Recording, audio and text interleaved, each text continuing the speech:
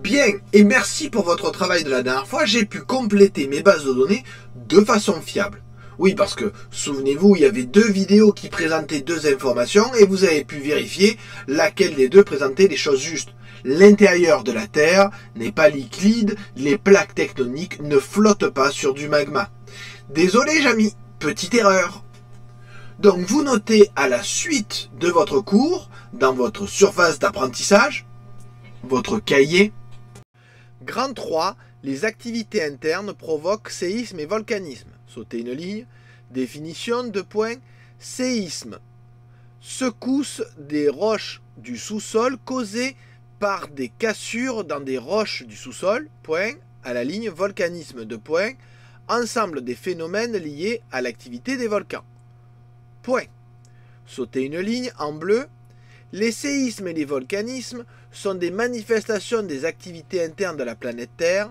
Ces activités sont liées à la composition interne de la Terre et à la présence d'une énergie interne, entre parenthèses, radioactive principalement.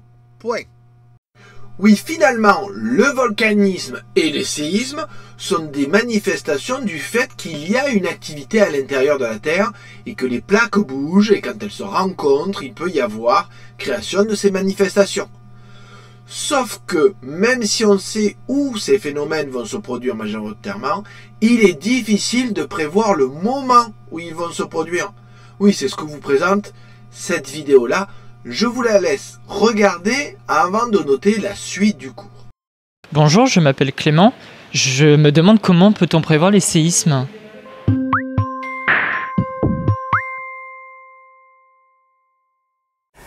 Comment prévoir les séismes? Alors, cette question peut s'accompagner aussi de avec quelle précision peut-on prévoir les séismes? Quelle échelle de temps peut-on avoir? Donc, la Terre, c'est un objet qui est assez complexe et dans lequel, à l'intérieur, les choses se déplacent à quelques centimètres par an. Ces vitesses-là sont donc très très lentes pour l'homme, comparé à ce qu'on peut connaître dans nos sociétés. Ce qui voudrait dire que la prévision des séismes pourrait se faire quasiment à quelques mois, une année près. Alors, comment faire pour faire quand on a une alerte de séisme à un an près, peut-on évacuer une ville pendant un an? C'est quelque chose qui est quasiment impossible. Donc avoir une météo aujourd'hui des séismes, c'est quelque chose qui est en dehors de nos possibilités.